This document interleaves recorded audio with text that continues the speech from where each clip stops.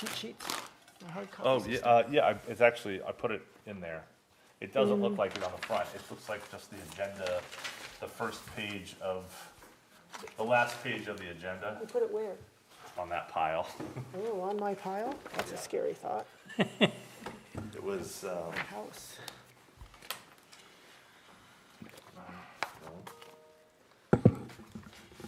it looks like the last page of the agenda though. I don't even have the agenda. No, that's not it. What do we got? Okay. Oh, birthday. Oh, God. You can sign my name. So you put it over here? They'll never know. Look for my file. You get in with the birthday card? Sorry.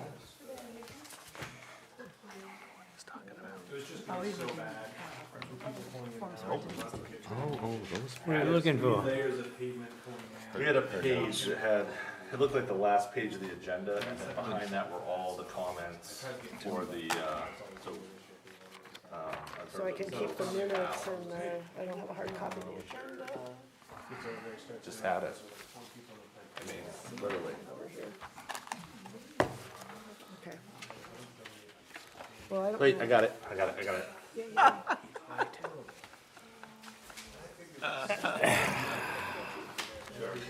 It's all right. Oh,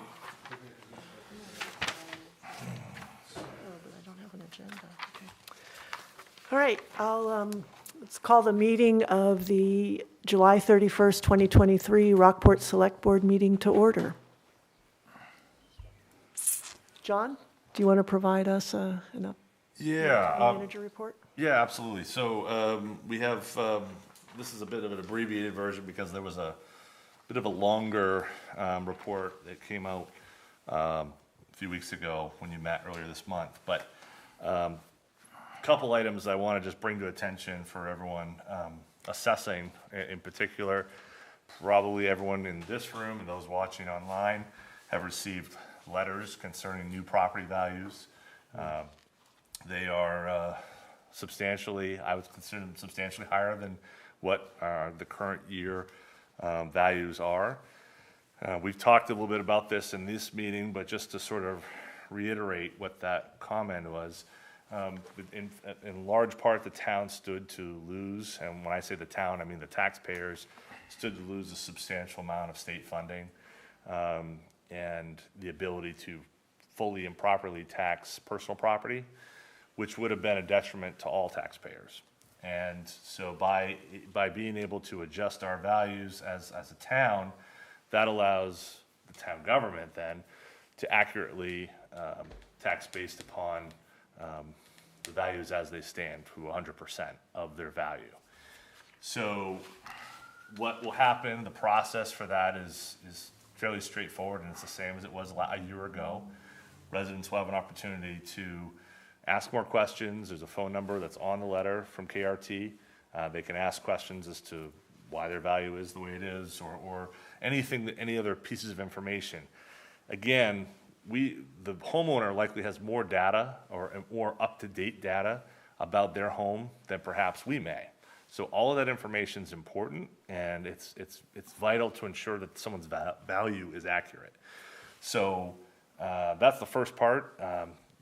We encourage everyone to call KRT. Those hearings are being scheduled now, and people can sign up to learn more about where they fit. After that point in time, the data from those hearings will be heard. Our assessor, Kerry Lakeman, will go through all that. He'll crunch the numbers, come back to the board. There will be well, not come back to the board, but come back to town with a tax rate, a mill rate that is likely substantially lower than it is now, because that accounts for the fact that the increased value means we have to charge less per thousand. It's simply a math equation at that point, but the value is the key function here. In determining each person's proportion of what they pay from the whole that the town has to raise. So there's that part of it. There's the second part of it, which is the stabilization program, or effectively the property tax freeze that people became accustomed to and signed up for a year ago. That program has ended, or will end. The legislature has ended that law. This tax year is the last tax year that will apply. So those who were within the program and applied last fall will have their taxes stabilized for this year. So even though there's new values coming at them, their tax value will be stabilized.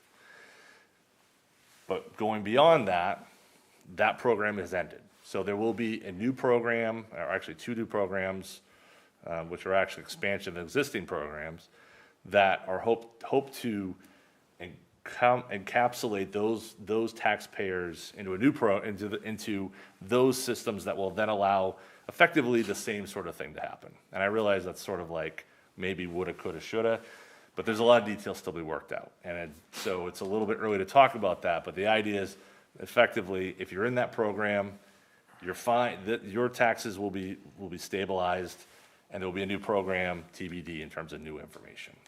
So that's assessing. Do their taxes go down? I mean, if potentially their assessment doesn't go up, but the mill rate goes down, Right. they're still stabilized at last year's. Stabilized. But that's the thing, how it works beyond that, I'm not really sure. So the idea is people who are receiving those bills and saying, oh my gosh, my value's up 45%, or 28%, or whatever that number might be, luckily we sent a letter out earlier. I'm not sure everyone read that, but if they did, that said, don't worry, this process is occurring right now, but there will be something to sign up for and be a part of. That next effort will be state-run, not run out of the town office, so it's a little bit of a different process, but our assessor's office is gonna do what we can to help people to prepare for the, I suppose, handoff, I guess you could call it, to the state running the program. So that's a big, that's a big thing going on. Is the state providing any revenue to us for the shortfall in revenues from those stabilized properties? They're gonna follow through on the commitment for that tax year. But beyond that, So this last year, so this coming assessment period, when we're going to collect taxes, yeah, we're not going to get the full amount from homeowners in town who are stabilized. right, and the differential's meant to be brought up by the state. Great. The challenge, of course, is that was, the fiscal note that the legislature attached to the bill a year ago was wholly insufficient to deal with maybe even just the town of Rockport, in terms of that shortfall, let alone the entire state. So it was a loser in terms of the bottom line of the state to begin with. So There's we no- aren't going to be made whole from that. No, we are, but I'm saying, Okay. moving beyond, they were never going to be able to meet that need. Now, crazier things have happened, though, so until we have the money, I find that whatever with state monies, until we have it in hand, we don't count our chickens, let's just see. Okay, so, very quickly, we're gonna talk about the West Rockport Fire Station. The planning board approved some minor modifications to the site plan, and we'll be talking a little bit later about the contract for that. The Opera House, for those who are unaware, work has begun over the last couple weeks to replace the damaged flooring that has caused the building effectively to be shut down since December. There's, for those who want to follow along the progress, the Opera House's Facebook page has the photos to sort of, as that process is moving ahead. It's kind of exciting to see new wood going down and to walk across and not feel like you're going to fall through. So that's a positive. And the last thing I just wanted to note is we have our paving bid is due later this week. So we'll have our paving prices. I put in front of each of you effectively the plan for the coming weeks and month in terms of completing the preparation and how that work is to be done. If you look at the calendar side of this, effectively from spending the next couple weeks on Forest Glen and Forest Street West, there's some substantial drainage that will need to be done on that section of road. In fact, one of the culverts was among those damaged in the October 31, 2021 storm. I don't even have the year right, that's been that long ago. So we have several weeks of work to be done in that neighborhood. I've had some residents of there reach out and just ask, what are these markings on the road? And that's a pretty common thing. That's, again, what we're doing is we're dig safing, so we're making sure that where all the utilities are, making sure our crews aren't going into something and creating a situation where you're losing power all day or wherever that might be. So we have Dig Safe come in, they mark where all the utilities are, and then we get to work. So anyway, Dig Safe came in, we'll be working in that neighborhood over the next few weeks. Beyond that, moving up the Route 90 corridor up to Bonnie Street, which was a project that had been delayed, again, for 2 years. There's 2 large culverts that exist on that road. We've had a number of washout situations on eroding, and it also, that same water course is the one that feeds Robinson Drive and eventually Tolman Pond. So we need to upgrade and include an additional culvert in that area.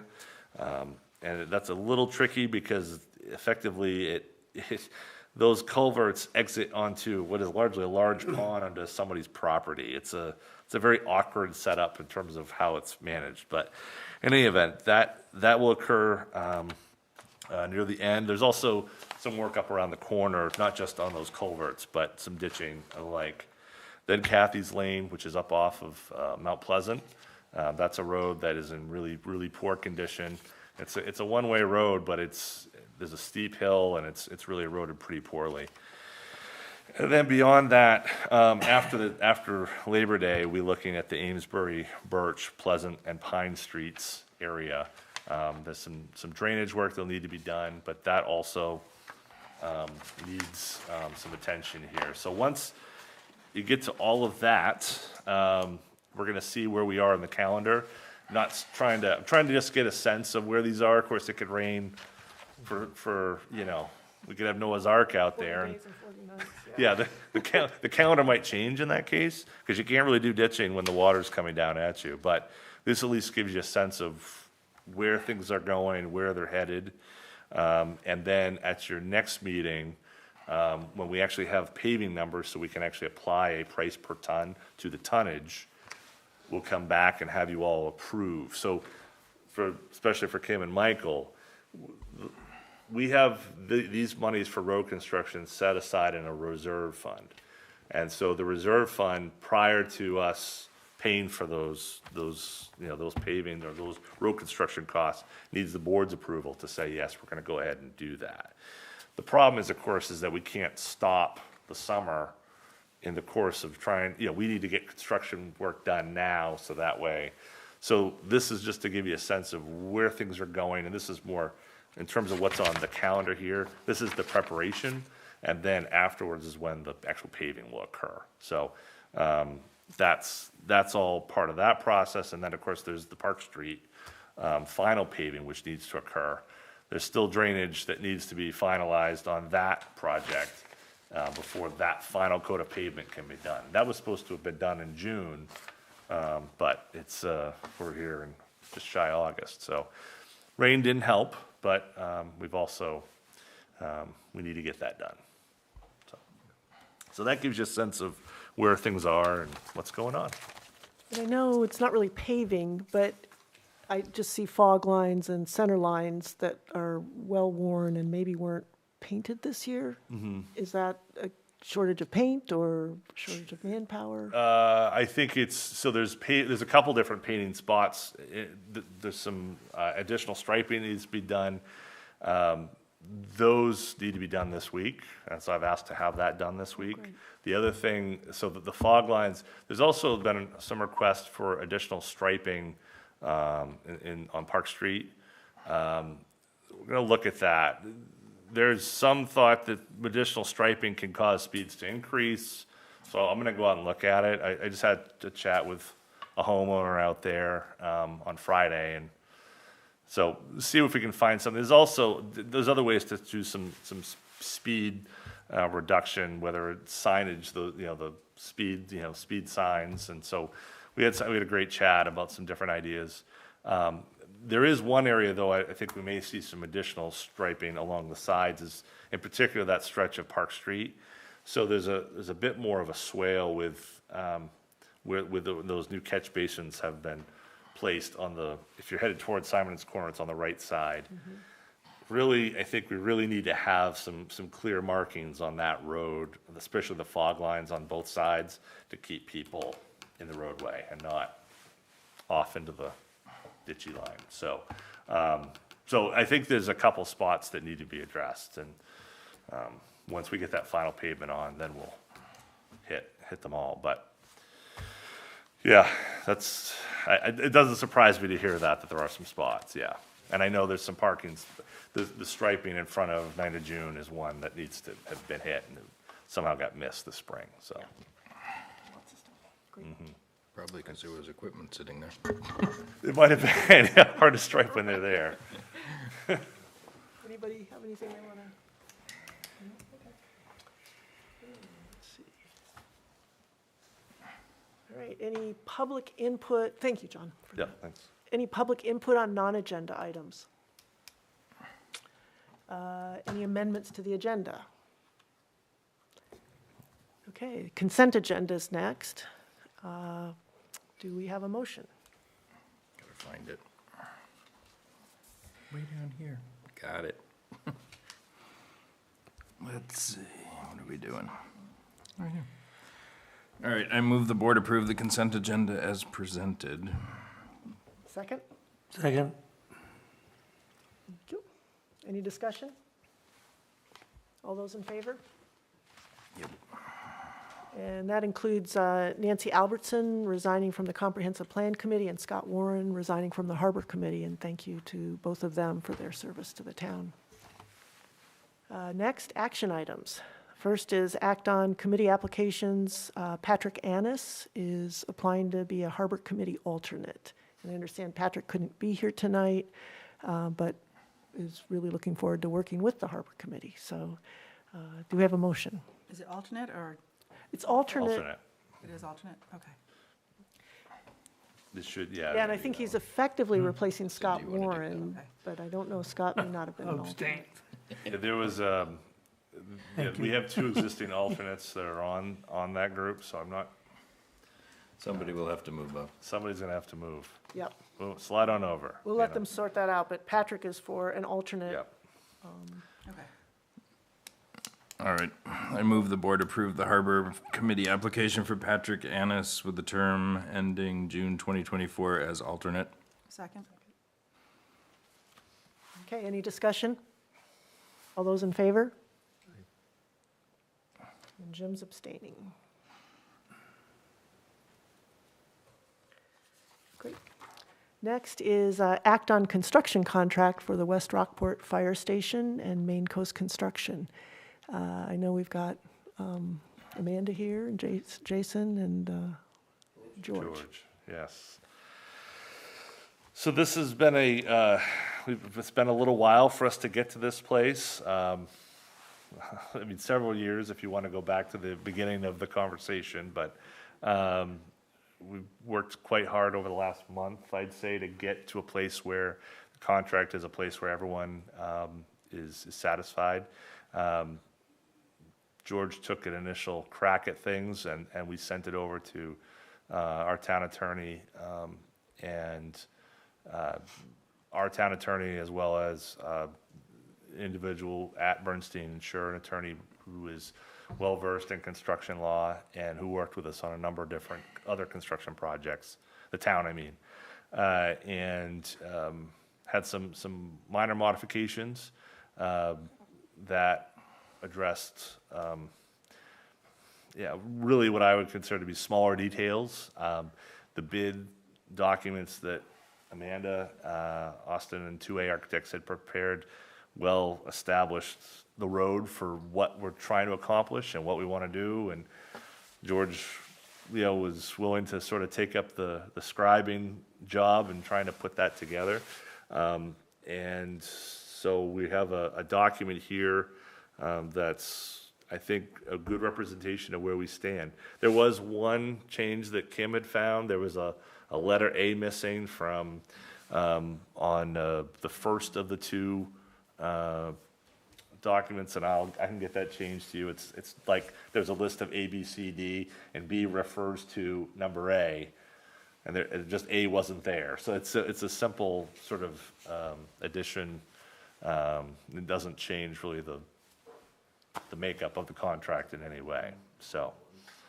Other than that, I think, Which one? I don't know, George or Amanda, you had anything you wanted to add, or if, I don't know, if you guys come up here or over there, whatever's easy, or if you don't, that's okay too. I don't know if, I think it'd be good to just like summarize the cost and the timing and things that people might be interested in.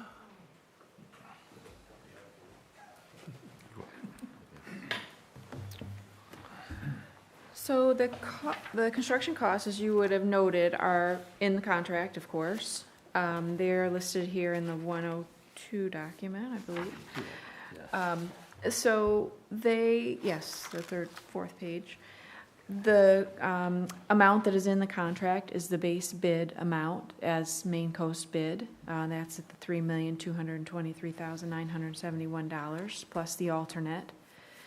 So of course, that's their contract, not the additional spreadsheet for costs that are also owner direct, but things like inspections, contingency, those sorts of things are not included in there, but they've been budgeted in the amount that was approved by the voters.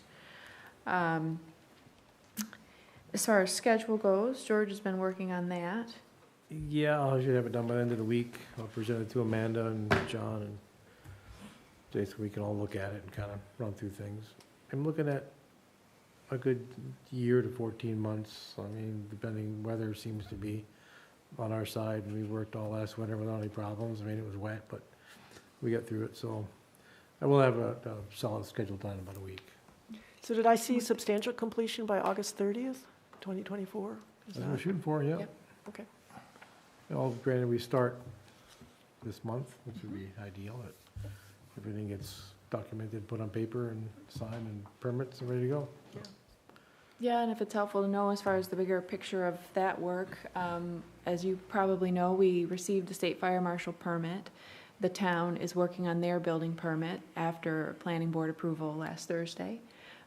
So this construction contract is sort of the last step of the formal process to keep things moving forward. What we need to do is make drawing revisions that were made during the bid process, so questions that were asked or things that we modified during that time.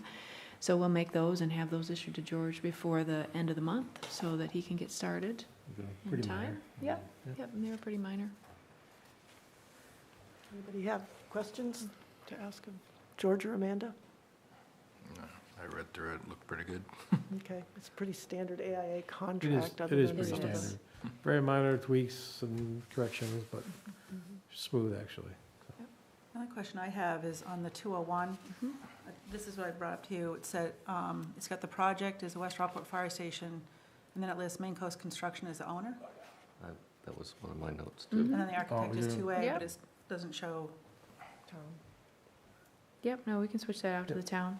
Oh, that would be good. I mean, I guess, No, I that- mean, I guess it probably should. Yes, we should. It is correct on the other Depends on one, how but it we can goes. switch that out. Well, that may have something to do with when it gets downloaded from an offline version, Yeah. and you send it to the online, sometimes, I probably didn't catch that when I sent it over, so I'll take a look at it. And will this get a final review, like to catch that sort of thing? we can, yeah. It went through twice to the attorney, so. Yeah. So it was page 41 on the A, 201.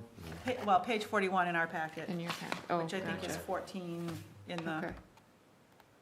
which one am I on? And that's the, And that was the 201. I think so.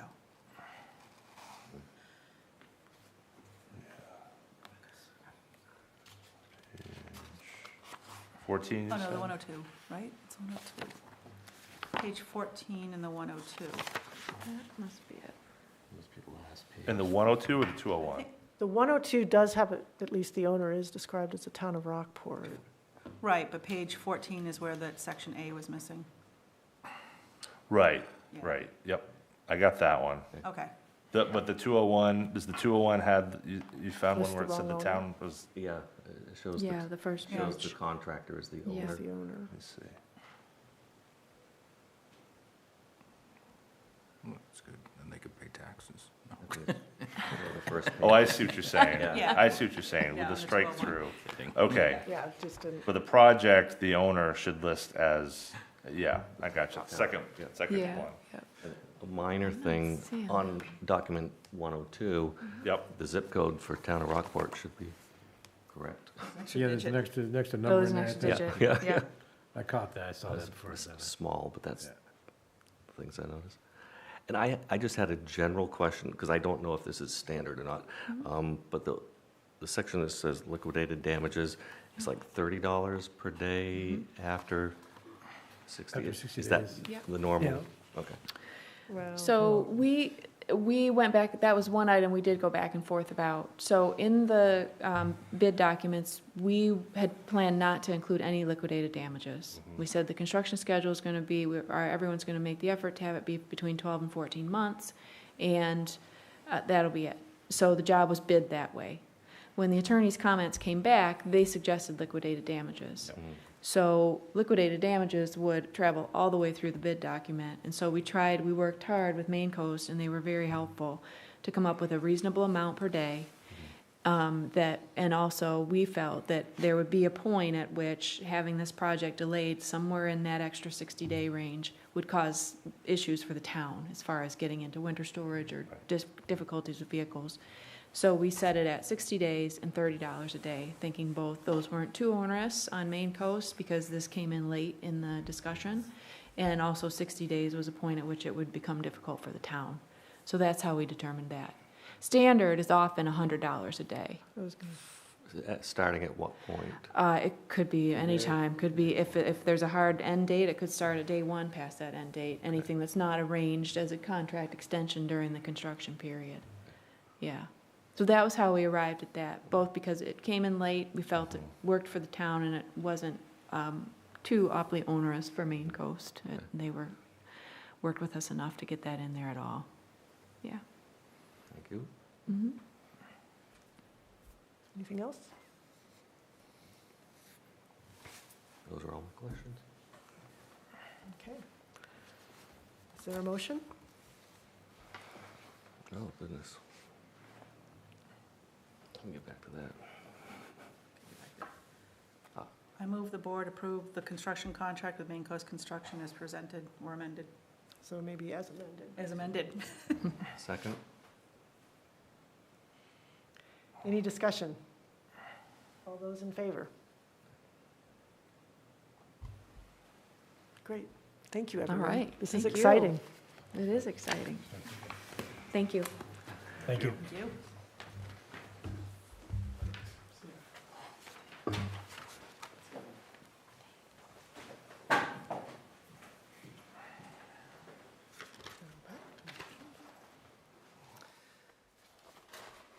Okay, next is act on purchase and sale agreement for 280 Rockland Street.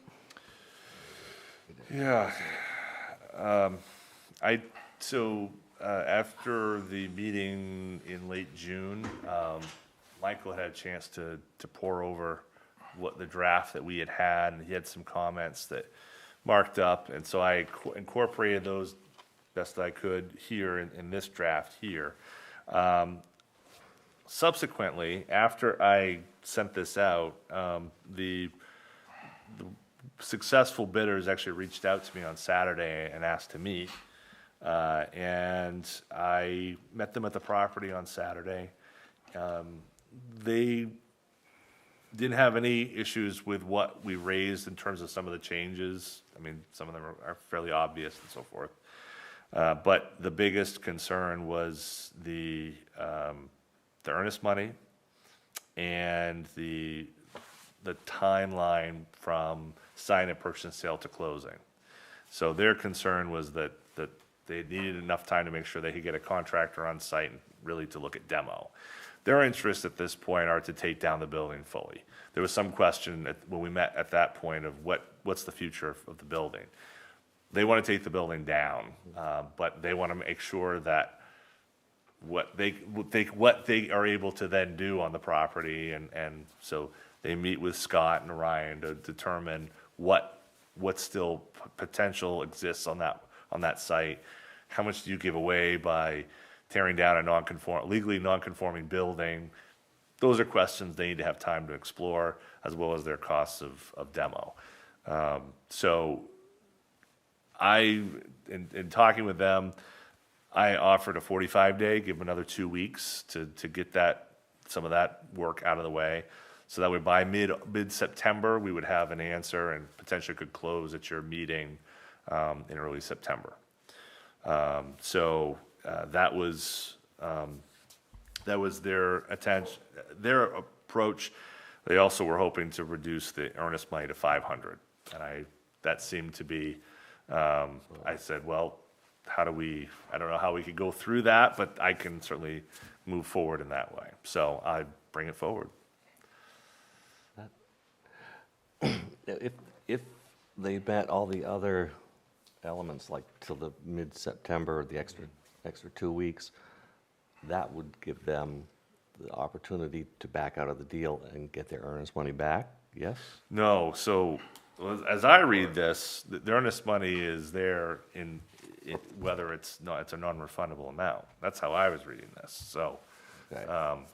I have a check at present, they gave me a check for the full amount. Okay. I told them, for one, I don't think that's wise, given the nature of this. I think it's better to hand you back the check and let's handle this in a more, they include that in with their bid, in fact. So, I said, well, let's take a more, stepped approach in dealing with this, so, Right, because we've accepted their offer, right. which is what the earnest money was. If we didn't accept it, they would get it back.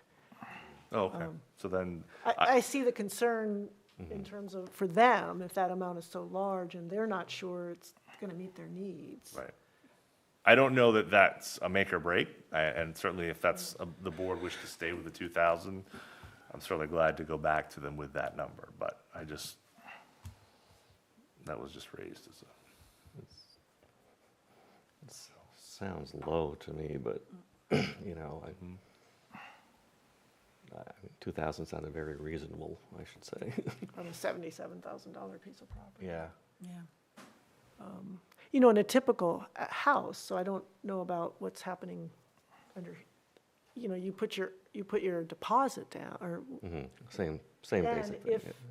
if, under the conditions of the contract, you have the ability to walk and you get everything back.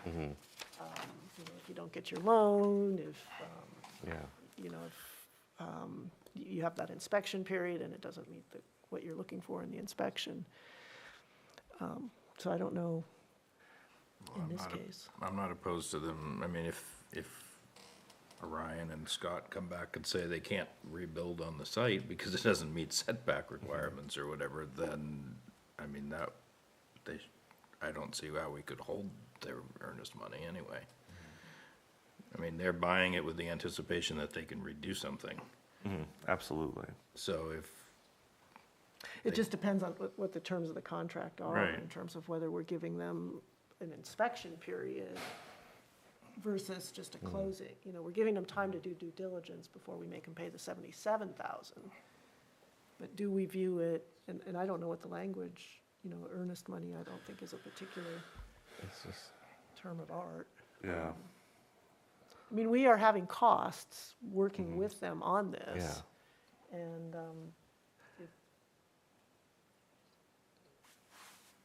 I guess maybe the $500 is a good middle ground. We keep $500 if they walk, okay. is I think So what we can they're- buy that in? That's what they're sort of proposing, right? They view the earnest money as at risk if they end up not closing the deal. Yeah, that was the discussion I had with them. So Yeah. if under item 6 here, in the event of non-acceptance, this money shall be returned promptly to the buyer, less $500 to cover town's. Yeah, that's what I don't know, the term acceptance, I think, doesn't that mean that we've accepted their offer? I mean, I haven't, I would think it means if we accept it, once it's signed by the relevant parties. because we otherwise have nothing in writing between them. At present, no, we Yeah, just have a okay, bid. okay. And the acceptance of that bid. Okay. That's it, So we have not accepted anything yet, no. Not officially. not under the But- terms of this. Right, that's, right. To me, the Okay. purchase and sale, yeah.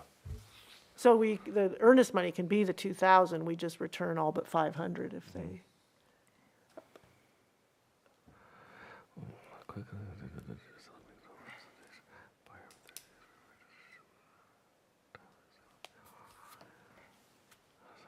And I think we're in sort of an interesting, I mean, if they want to go forward regardless, I mean, if Scott says you can't, if you tear it down, you can't rebuild, because you don't, the building code doesn't, or the land use ordinance doesn't allow that. I guess that'll be up to them to decide what to do. We do have another buyer or bidder who would be interested if these people walk. So let's give them a chance. I would be most comfortable if our attorney reviewed this before anything is committed. Okay. Yeah, I think that's Well, can a you, prudent thing to do. if you could, okay, what I would ask, if you could maybe just, yeah, like, If we could say the extra 15 Right. days, and then put it in. yeah. Okay. I'm fine with Yep. longer than 30 days. I'm fine with that, because that could take them a little while, I Yeah. understand. I had a suggested revision to 25, which is other conditions, because the opening sentence says that the property offered for sale is a single-family dwelling in Rockport, Maine, and I was concerned that it somehow is promising that you'll end up with a single-family dwelling. And I would just delete that first sentence and just say the town requires buyer demolish the structure or obtain, Yeah, the existing structures, yeah. yeah. You don't even consider it a dwelling. We don't know what we're selling them. We're just, what they see, what they get is what they see. I think that's fair. Yeah. So the town requires buyer demolish the structure, I would say currently on the property, or obtain a building permit for all relevant renovations of the structure within 1 year from the date of sale, if such renovations are approved by Rockport's code enforcement officer. Because I want to get it on the table that if they go forward with this and they later find out that they can't build on the property. Like 6 months down the road, Yeah, we're done. yeah. This is the chance to determine that and go in with your eyes open. I'm Well, not saying, yeah, I'm not yeah. prejudging what Scott will determine at Right, all. right. But once I don't want to once create this any- is signed and 45 Right. days after the closing's done, Right, as is, whatever whereas they inspection find, period, yeah. this is it, we're done.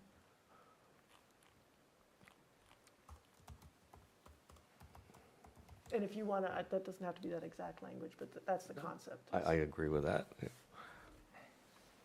But, yeah, I would feel keep the 2,000 earnest money and extend it to 45 days from 30 days for them to do their research. Okay. But have the attorney review it to make sure we're not missing something important.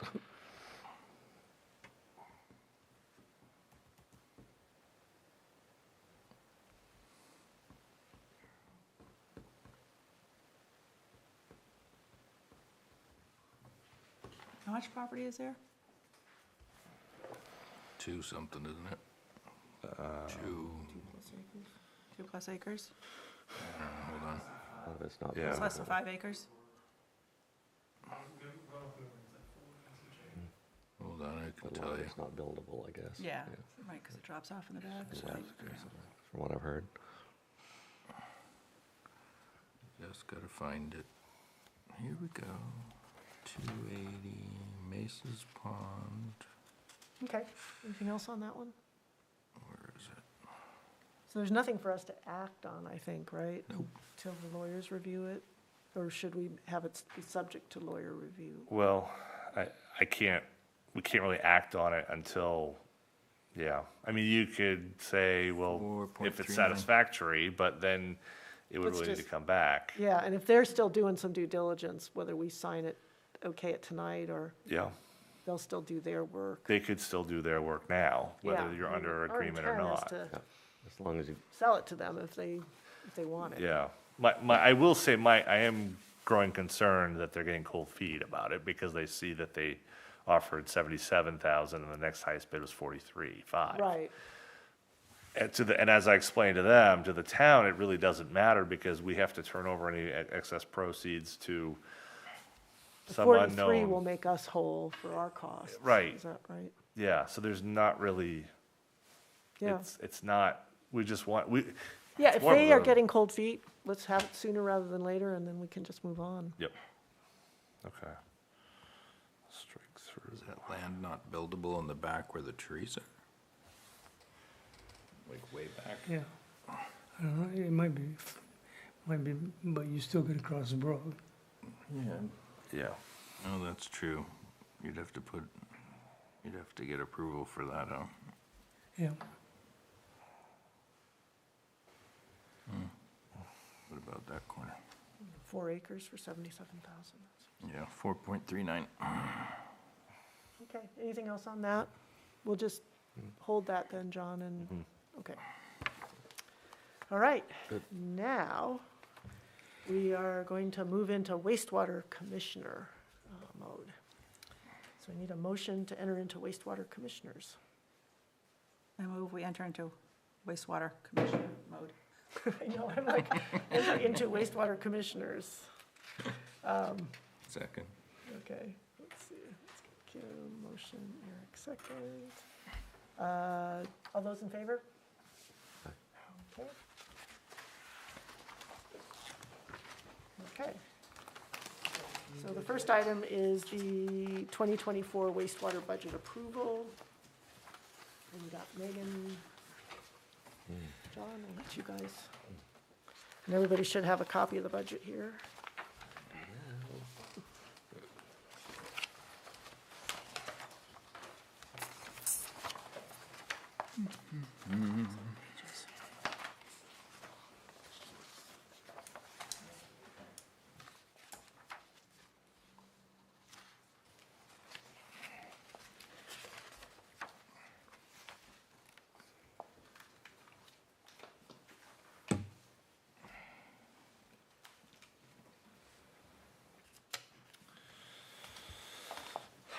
Who doesn't love talking about wastewater?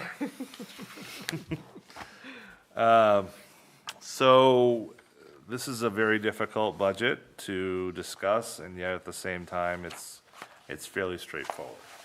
And the challenge for, I think, the town of Rockport and the wastewater commissioners is to ensure that your review of this budget and all wastewater matters are simply not just taken as ho-hum and we're going through the motions. Because I think part of why we're in the situation we are in is because that has occurred from time to time.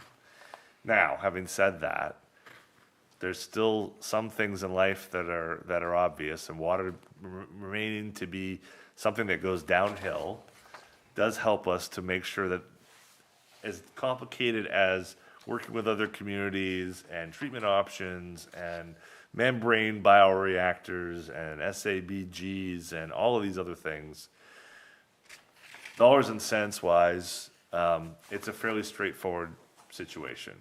We have debt, we have operations, we have treatment, and we have capital expenditures that we need to ensure that our system continues to run in the future. And so we don't end up like other communities have, where they don't invest in their physical plant, and thus they're facing multi-million dollars to fix them. So we spend a little bit less than that. We spend less than $500,000 every year to stay ahead, to ensure that we don't fall behind, which can seem like an extraordinary circumstance, but when we see what around us, what that does, and that lack of certainty, it's very difficult. I apologize a bit for the delay in getting this out, and then I apologize also for the update that we received today. So part of the delay for this is that the town of Camden, because such a substantial part of our system runs to the town of Camden, in large part, our rate is dependent upon what we pay the town of Camden to treat the water, largely in Rockport Village, and send it out to the ocean. The town of Camden approved their wastewater budget a little over a week ago, and unfortunately, we had some difficulty in getting that information. There was an error discrepancy in the listed rate. And anyway, we were able to work that through and finally got our answer today as to what the rate is that the town of Camden will be charging their customers, which is $9.94. And then that causes us to adjust accordingly. Now, there still is a litigation that exists between the town of Rockport and the town of Camden over the matter of wastewater rates and what we as the town of Rockport have paid to Camden for that treatment. And as you know, the five of you know, none of you have voted on an agreement which ends that litigation. But what we've done in this budget is to operate on an assumption and operate on a mutual assumption that in large part the terms and conditions and the details that were worked out through that mediation are things that both communities can live with. By the town of Camden approving their budget, in some way they're acknowledging that they believe in that agreement. And today, you know, through conversations between myself and Camden's town manager, I think we have that mutual understanding that where Rockport stands in terms of what it should pay and where Camden stands in terms of what it receives from Rockport are the same number. And so that's a good thing. That's not a place we've been over the last 2 years. But that's just one piece, one brick in this whole foundation that is this budget. It's a big one. It's a big brick. And unfortunately, It that does reflect a discount too, right? it I mean, does. Yeah. there's a recognition in this rate that Rockport users shouldn't be paying exactly the same rate as Camden users. And I think that is a good result from the discussions through the litigation to understand that important piece for our users. Absolutely. And so I think, and that's where all that started. And this isn't by no means a victory lap of any sort, but it is recognition that we are different. And we'll stop, you know, that's as far as I want to go. But so what does that mean? And what it means is by living under the terms of what that is and whatever a fair rate might be, we have a pretty substantial increase for our wastewater users, which would be considered as part of this budget. And that's a challenge. That's a challenge for all of you. But that's largely how we got into the circumstance we find ourselves, which is trying to find a fair rate for Rockport ratepayers that accounts for all of those items. So I think the budget we have here is the best attempt we can make at trying to do the most that Rockport can on its own to try to get a reasonable rate for its rate-paying users. We've literally gone to court over this matter to try to get to that place. And unfortunately, the rate's still probably higher than all of us in this room would like or should be. But that's a number of reasons, and we could go into it tonight, and I'll let the five of you direct where that goes, or Denise, you know. But I'd love that's just an explanation of Yeah. what the components of it's $20.20 is going to, per 100 cubic feet is the new rate, the new proposed rate. That's proposing for Rockport users to pay. Right. Okay. And then we now hear that $8.45, anyway, if Meg, one of Yep. you could just outline what the components of that $20.20 is. Sure. So figured into our usage rate is our administrative costs of the system, and the bulk of those were actually decided when we went through the general fund budget. So there were percentages that were allocated to particular department heads for the most part. Part of your stipends that you get, and those carry over from the general fund budget directly to this budget. So like most of these administration expenses, at least for personnel services and employee benefits, were all determined. What page so we can follow along? It is page 28. So on this page, the personnel services and the employee benefits sections were basically determined through the general fund budget process. And then we have the costs of operating the system as it stands. So we have to have an So audit. Can I just ask a quick question? I see a minus 15%. Does that mean those costs have gone down? Correct. 15% less than last year? Right. Okay. So, go ahead, sorry. So we have audit expenses that we have to pay. We have insurance. We have legal fees that we need to pay. When we go through the lien process, we have liens and discharges that we have to pay to the county. We outsource all of our billing, so we have to pay main water for that. And then there's just some minor, like operational supplies, computer, office, postage, things like that. And that's outside of the general government. Now we're in a different section. of the Nope, wastewater. this is in that administration budget. Okay. That's going so- down 15%. So Right. that alone, our rate would go down. Correct. Okay. And then for offsetting revenues in that department, we have entrance fees. So people that are connecting to the system for the first time per our ordinance, depending on how many equivalent users they have to pay an entrance fee into that. We are expecting, depending on where you guys land with the Mayonaga campground and whether that's a staged approach or all at once, that could change slightly. I think the $6,000 is a good place to land for that, as it's typically $1,000 for a residential house. The billing variances, which is the usage, that's what we bill out for the usage for the system. We've seen significant increases in our deposit rates at our bank, so our interest has gone up dramatically. And then I'm proposing to use, we had some legal fee money left over in last year's budget, so I'm recommending that we carry that over and use that to offset this proposed budget as well. Okay.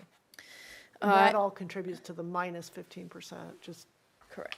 No, the minus 15% is strictly just in the expenses that you saw. okay, so This the net- revenue side, you're just going to net it all out? Correct. Yep. Okay. So then we have the operations budget, which starts on page 32. In this part of the budget, we have our O&M contract with Woodard and Curran, which is actually split into two separate parts. We have the actual operation part of the budget, the contract, which is employee wages and benefits. It's utilities, chemicals,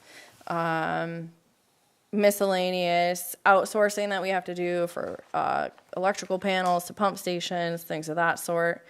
We have costs that we pay to Camden and Rockland for treatment. And then Samoset, the way that works. Can I stop you on the Camden treatment? So it looks to me, I mean, that's obviously a huge, huge jump.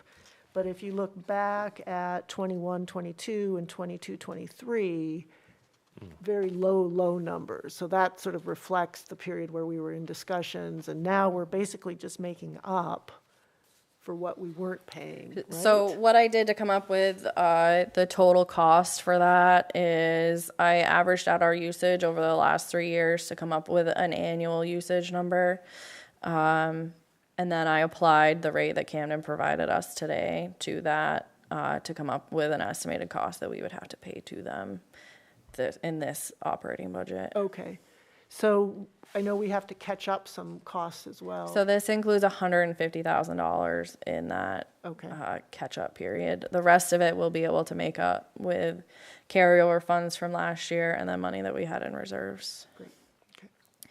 And then we have Rockland treatment, which I went through the same process with that I did the Camden treatment. And then the Samoset treatment, it naturally offsets itself. So the Samoset has its own meter, and Maine Water bills them based on that meter, and then they pay us that exact amount back. So we're not getting billed from Rockland for that or anything. So it's a direct 100% offset. Okay.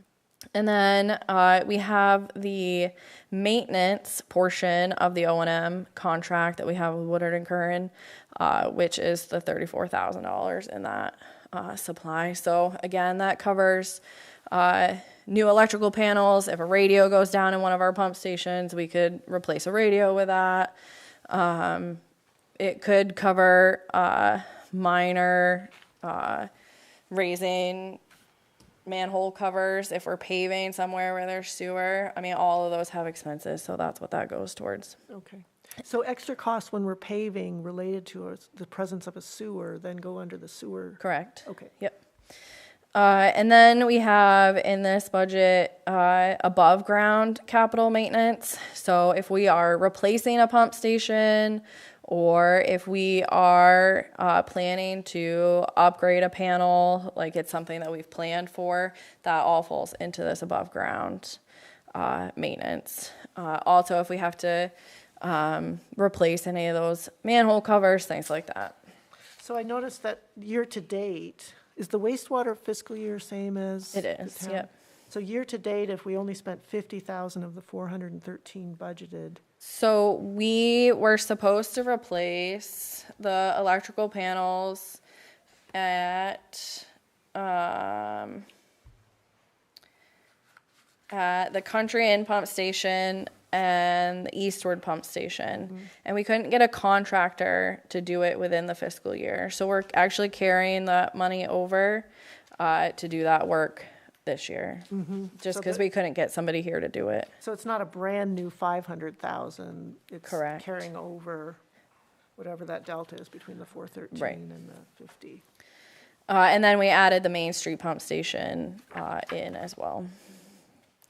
And then to offset that, we have the use of the capital reserve, which in this budget I've recommended as using $200,000 more than we would have in a normal budget.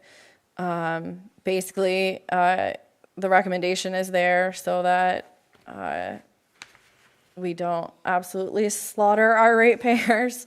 Well, and we didn't use the 263 at all? Is that Well, we correct? didn't because we didn't do the capital work. Right. So that is meant to offset the capital work. So we're essentially We can bring carrying that over. forward plus, But it's important to know that this $200,000 fix is a 1 year, like it's not something we'd be able to do again next year. And then, like I said, the Samoset charges are a direct offset. So the $90,000 expense is a $90,000 revenue and it just washes itself out. do we expect that the capital, that those big projects that, I think you had someplace where you showed what you expect in 2025? 19. So that this year is a particularly, I mean, We do have a contractor lined up, the Country and Pump Station and the other one that I mentioned. it looks like for 2025, we'll go back down to 200,000 for capital Correct. rather than the 500. Yeah, because these pump station electrical panel upgrades are expensive. I mean, the equipment that goes into them is expensive. The specialized contractor to do it, that's expensive. But it's one of the things we don't want to break either. So we would have raw How long sewage does everywhere. How long do they last? These ones are original to when they were put in, so 20, 30 1990. years, yeah. So, I mean, for the money, it's a good investment to make sure that our pump stations are working the way they should. This also, we update the flow meter at the same time, which we found at the Camden Street pump station really made a difference. So I think it's important to do these and make sure that our equipment's working the way that we should, which then makes sure that we're paying Camden and Rockland for the usage that we're actually sending So to them. does each pump station have a flow meter? It does, yep. So the contractor is gonna be able to do the work this year? Yep. And then the last part of this budget is debt and below ground capital maintenance. So we have bonds payable. So Is that on? sorry, 36. Got a good team over here. So we have some outstanding bonds that we're still paying on. This is our final payment to Camden for some shared debt that was in relation to upgrades that they made to the Rawson Ave pump station. So this is the last year of that, and then we have interest and fees on those bonds payable.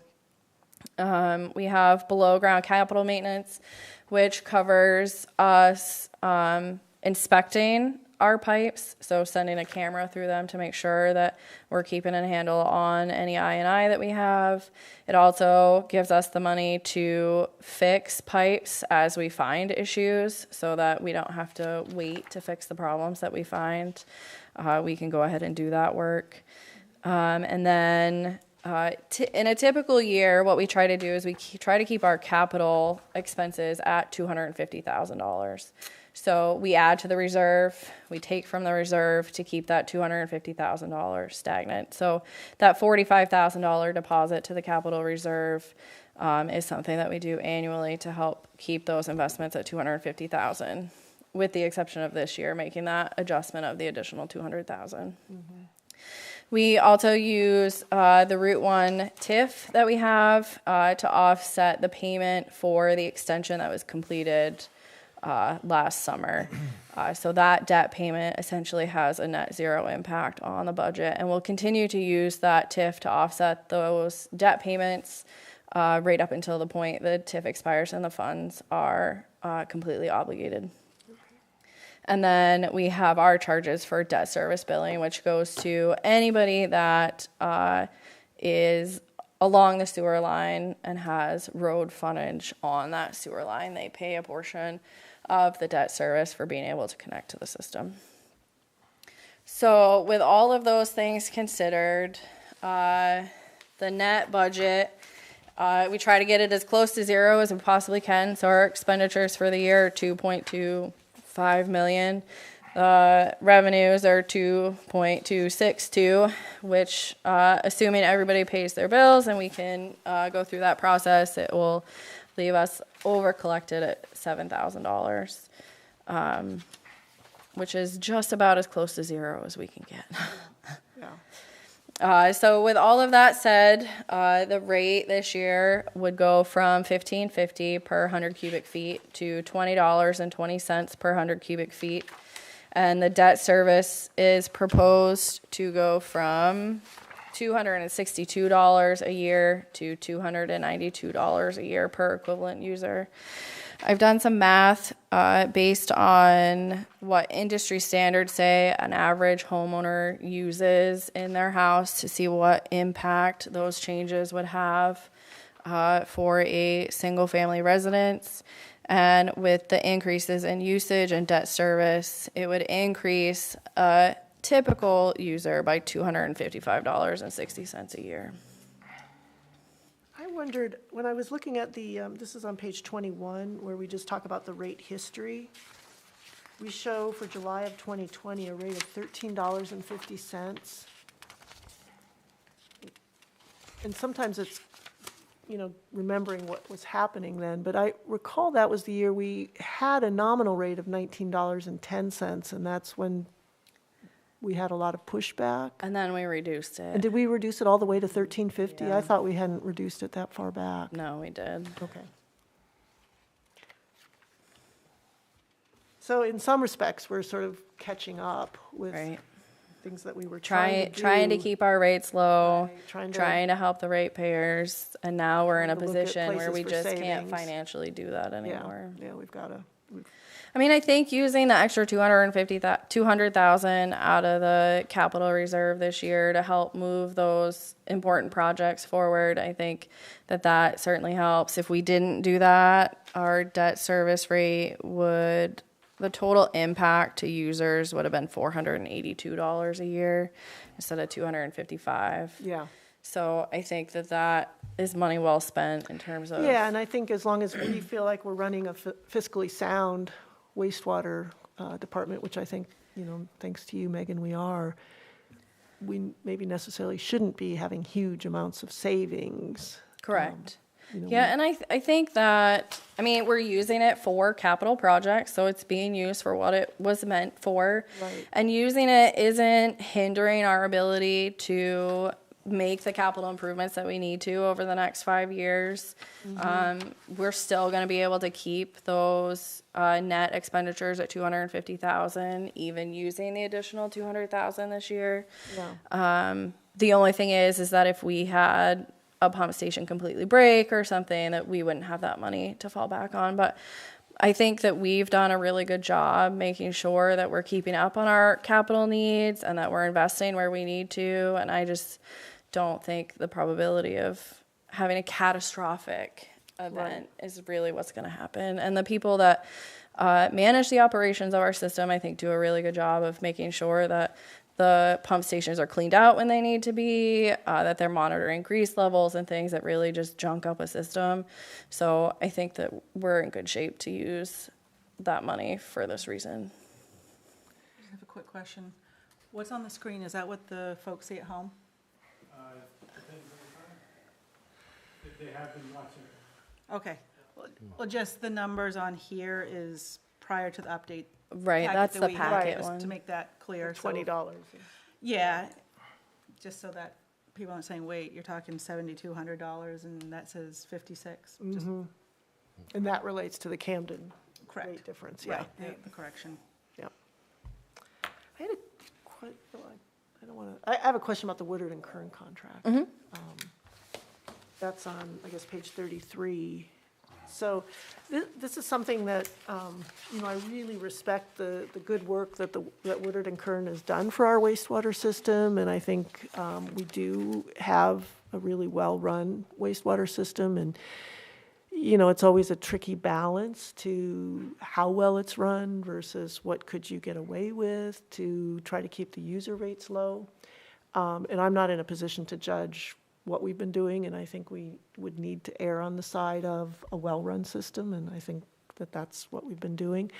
But I do, I think right now we have some concerns, I guess, and and it has more to do with some of the work that's being done for the evaluating whether Rockport would build its own wastewater treatment system. I mean, I think as you look at these Camden numbers, you have to say, if we're paying $9 almost, well, we're going to be paying $8.50 roughly for Camden treatment, but that's a big chunk of the $20.20. So if you're trying to bring your rate down, you've got some things locked in. So just as a town and being a good fiscal managers for our wastewater users, we're evaluating other options for the future of Rockport, and no decisions have been made on that question. But we've had some bumps with Woodard and Kern as we've worked with them on that separate question about a wastewater treatment facility.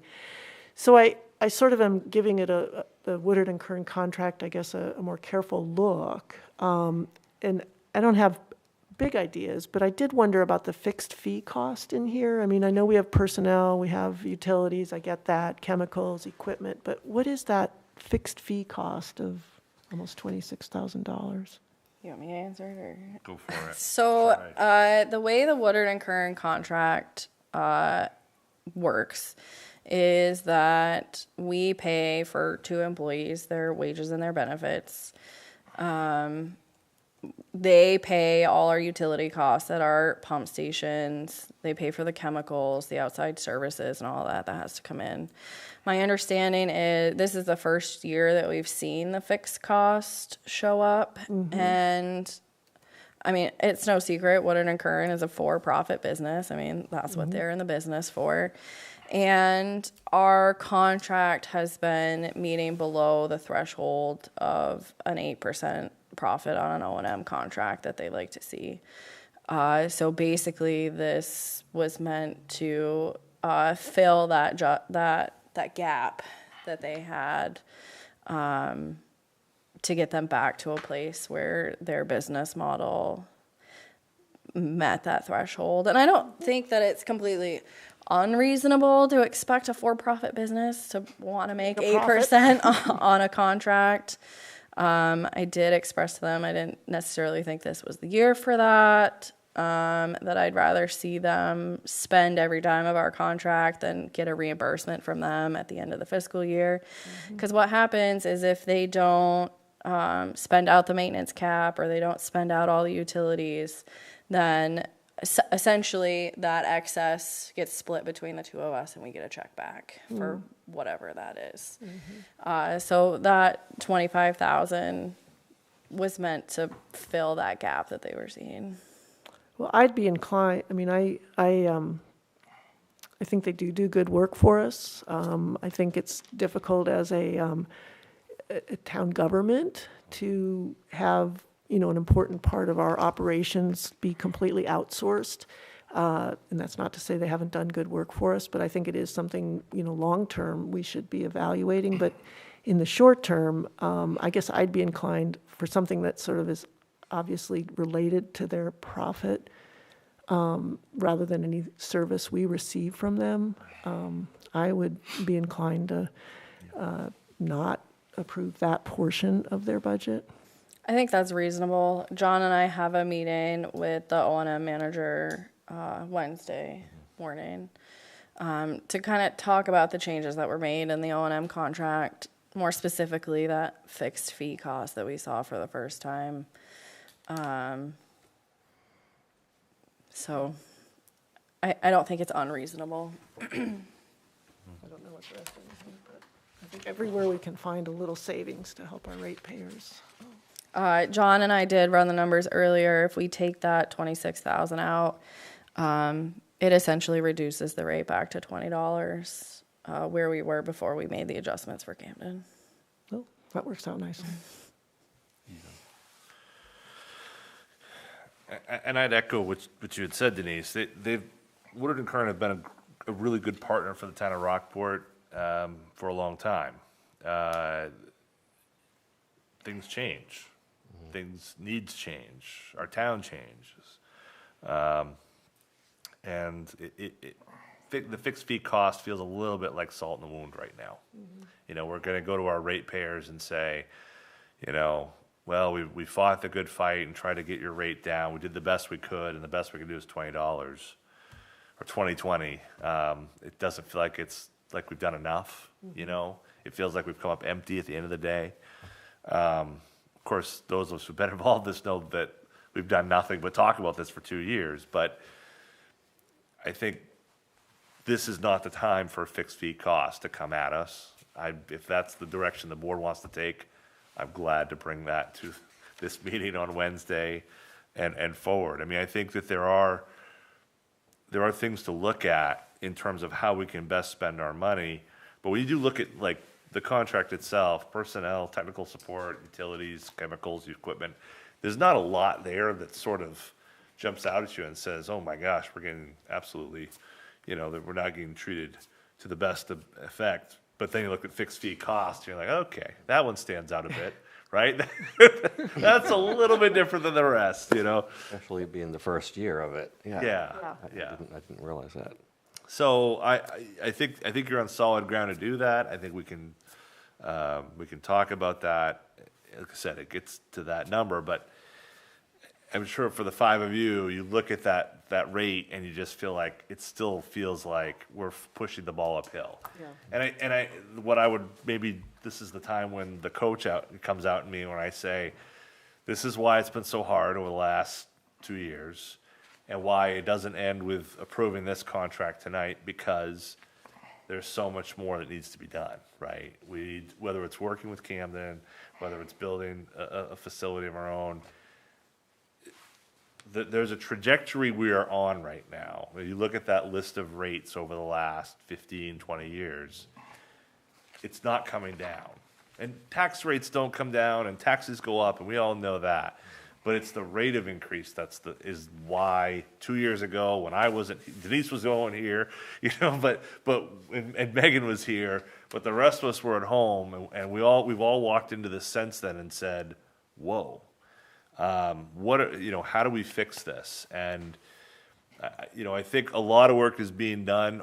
A number of you have already tried to work on that and talk with people, but it's going to take a lot more work, obviously, because a lot of work has gone into this point, and it still feels, personally, it feels kind of empty. I just, to look at $20, I just feel like I thought we did better than that, but the numbers don't lie. And it's just Right. not sustainable. We can't have sewer rates as high as they are. I mean, in 2020, it was a $19.10 rate, and that was an all-in rate, and we did look for a way to provide some relief to our sewer users. I think partly because we recognized the economic times we were in with the pandemic, right. and there were sort of a lot of things going on in that moment. So if we had kept it the 1910, the 20 wouldn't be that much of an increase. So we've been, trying over the last couple years to work all of this out, but I think that's, where we are, even though we have longer-term plans to really work on this. But for this next year, I think. The other thing I just want to just quickly say is the fundamentals are the problem. The fundamentals are the issue why we are where we are. Whatever it costs to dispose, whatever it costs for us to take care of, whatever it costs for us to have someone check those connections, the fundamentals are working against all of us in our community. And so unless we change the game, we're doomed. I don't mean to be so dire, but we are doomed unless we change the game. And that's why so much work is going into this. For those who are watching at home and saying, what? Why are we doing this? That's why, is we have to change the conversation about how we get this right. And we have 22 pump stations. I mean, and when you look at the I was capital going to say, cost. for those that are at home watching, if both of them, or maybe someone else will come in, and for my own benefit, the statement you just made is alarming. Yes. Because I don't think a lot of people would understand what you're really referring to. I mean, one question I had in my mind earlier was like, for this ballpark $5 rate increase, is the primary amount of that increase because of our Camden element? Absolutely. Okay. Without 'Cause I question. think in general terms, to get an overall grasp of the situation, I Right. think that kind of stuff would be very helpful, just to have it in very ballpark Right. numbers instead of just Right. terms. And I would, look, I don't want to suggest that Camden, part of this is catching up with what we hadn't paid, admittedly. But we're still on a trajectory, even if there wasn't part of this budget that includes truing up from what we've already done. We're still on a trajectory where, again, their rate has doubled over the last To their 6 years. users? To their users. Okay. Of which we are. Now, what some might say is, well, if their rate doubles, then our rate doubles. Well, if you actually go back, our rate does double, but instead of our rate being from $5 to $10, our rate went from $10 to $20. So we're, even though we're literally a stone's throw across the line from each other, we're paying more. Now, what does that mean? There's a whole bunch of reasons for it, but and we could talk about what they do best and we don't, and vice versa. They own their own plant, and so they can look at wastewater in a completely different way. We pay a retail rate. Now, we pay a bit of a wholesale rate now at Camden, but we pay a retail rate where we go, and so we don't own what our investment into where we dispose of our waste. And because we are that user, we're viewed as a user in that way, we unfortunately don't participate in any of the benefits of that. And we look at paying somebody to treat our own waste. The more waste we send them, the more it's going to cost us. Yeah. With your own treatment facility, those costs are more fixed. Yeah. So actually, the more waste you're bringing in, the lower your costs are.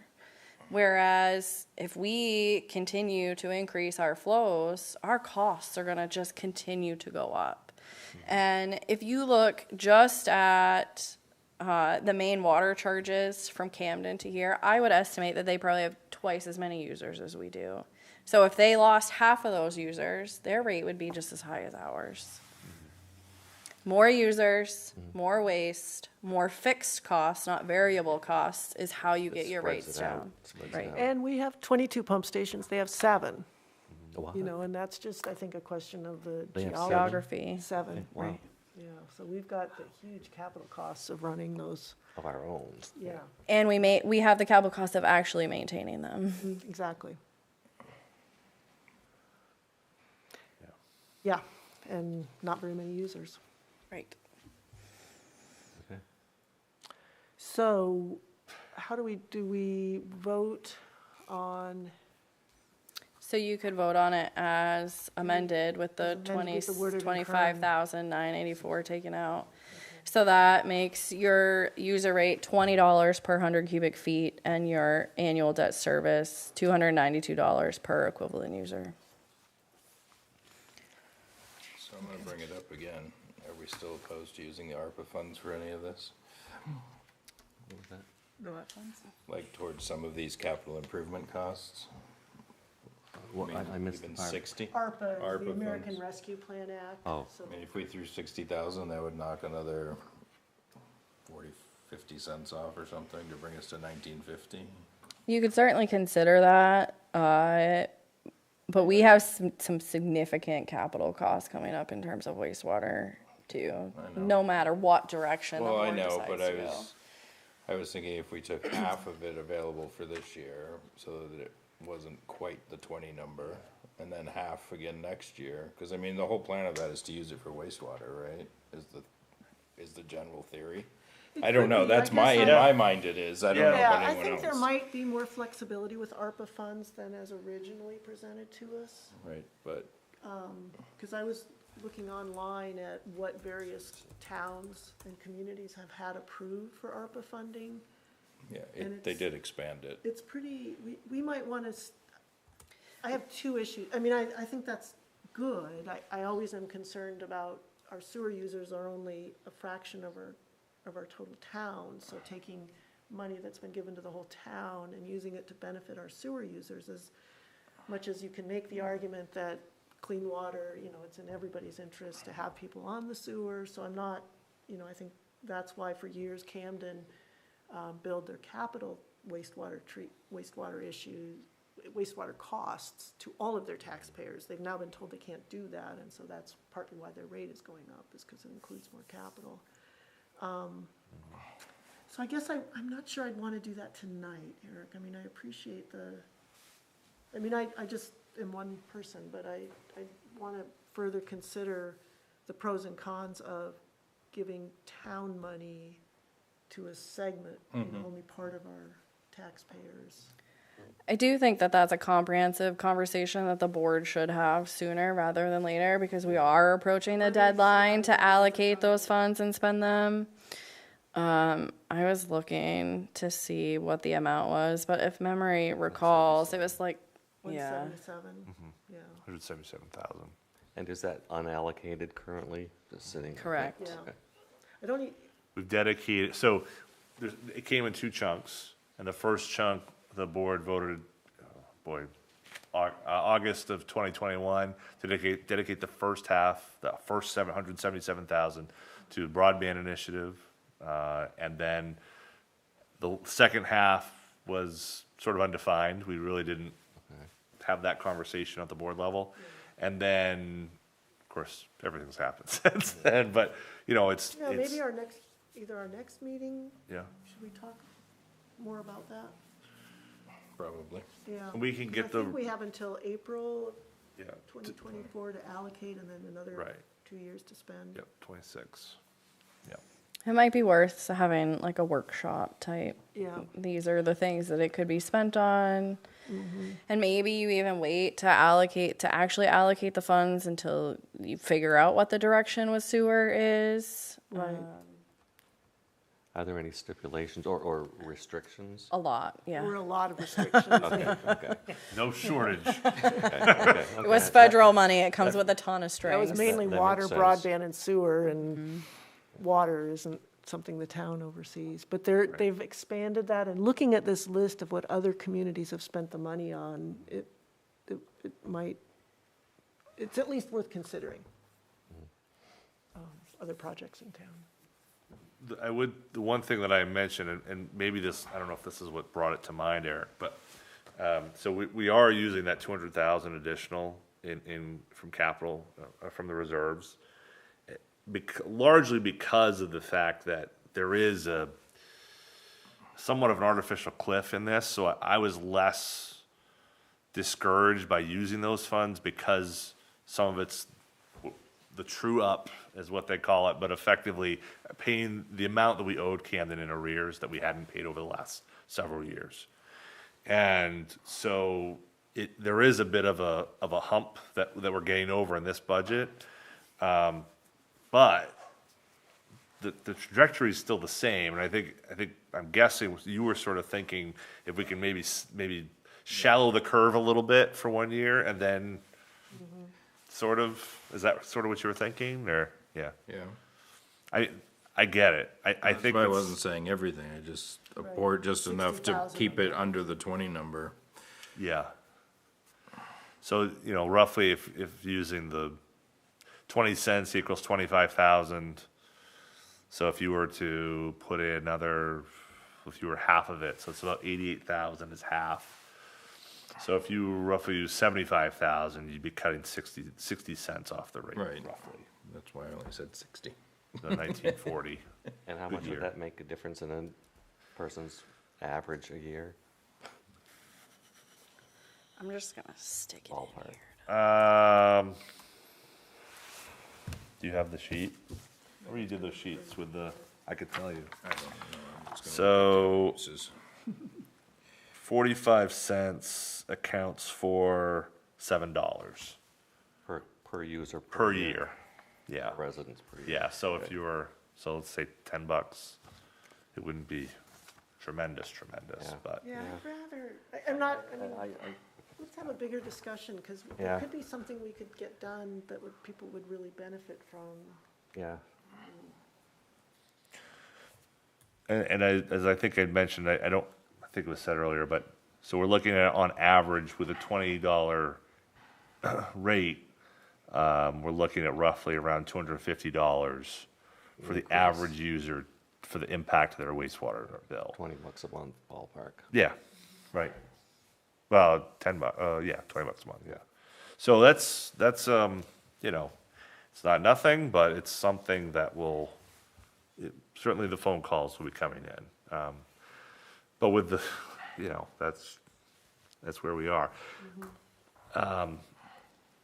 Yeah, it doesn't help if you just got into Rockport right now and are looking at that rate, but if you've been here at least the 3 years, averaged over that, Oh, yeah. it's, Or if you've been here longer, if you remember paying $6,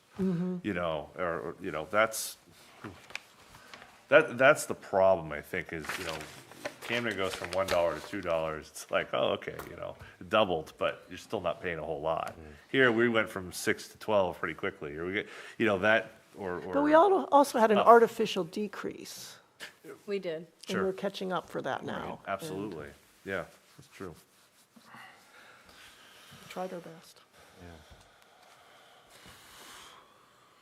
All right, so do we have a motion to raise, Oh, how do we say this? I guess, as amended with the reduction in the Woodard and Kern contract for the fixed?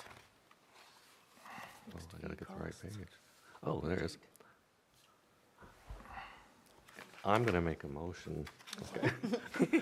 I move the board approve the fiscal year 2024 wastewater budget as amended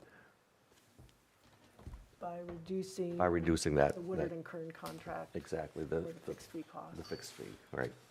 That's the amendment, yep. Okay. Any second? Second? Okay. Any discussion? All those in favor? Great, okay. Thanks, everyone, that's a. All right, next for the wastewater commissioners, we have, where's the appeal? Yeah, I don't know. We I'm all confused have an appeal. Yeah, I've lost one place on this, somewhere. Oh, here it is. whatever that okay. is. Okay, Is it we in have the- an is it in appeal the- of a debt service fee on the Route 1 expansion. Ryan, you want to explain Sure. that to us?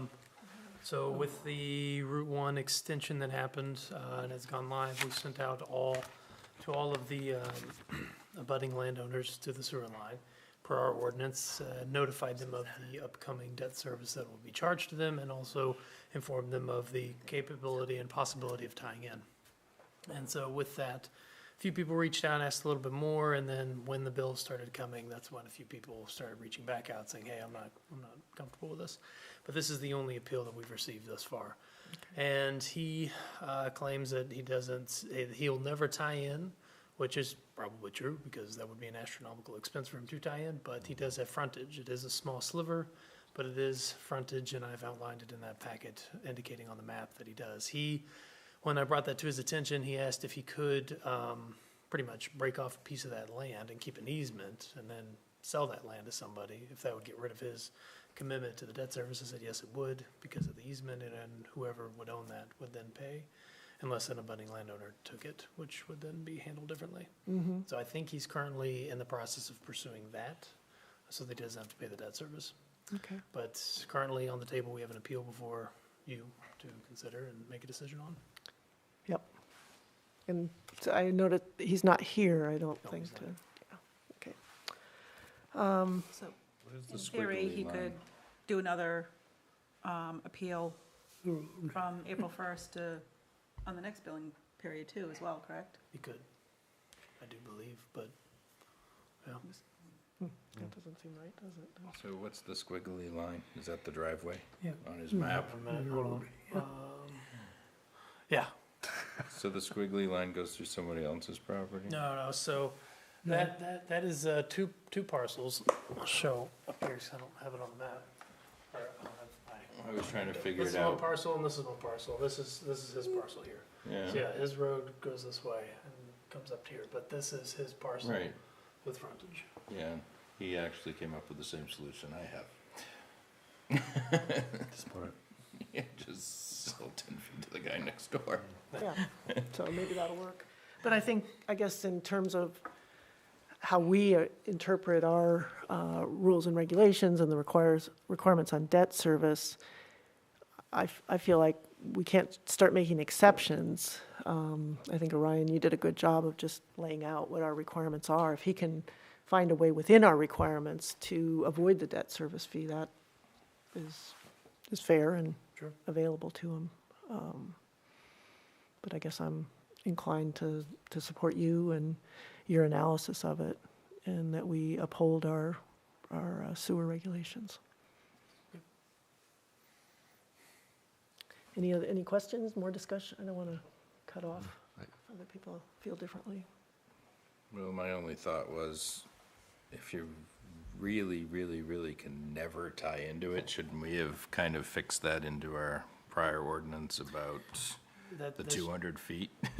So that's just a requirement to tie in, that's not the debt service. So if Yeah. he has, like, if his septic system Oh, fails. I know he it's- doesn't have to tie in. I know it's two different things, but we set the one rule to say don't have to tie in if you're more than so many feet away. Well, there's, I mean, that's that, right? And I get this parcel here, it's a weird parcel, how it's split. But if it were perfectly Right. rectangular and he had access, his property's now more valuable up at the front. He could develop that into some commercial enterprise. And I get this one here is an oddity, but You're right, yeah. it is what it is, it still stands. But if it was that entire parcel up there, then he could develop more, or it has more Oops. capabilities of development. Dang it. Is there a reason at 10 acres that someone couldn't subdivide that property into a housing subdivision? No, I mean, are you talking about his entire property? there? Yeah, If he wanted to subdivide that, he probably could. It's in coastal, or residential coastal zone, so larger lot sizes, but could it happen? Yeah, you could do that, and maybe a sewer system would look more attractive then. it if- would, and I do believe at that point it would be more advantageous Mhm. on that front. So yes.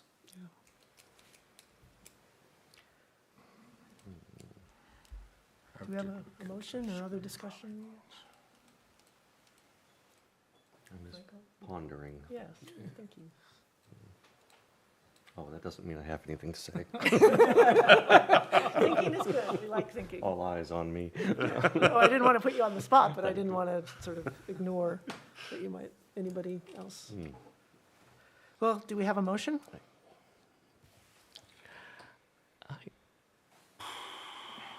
I think I have to agree with Orion on this.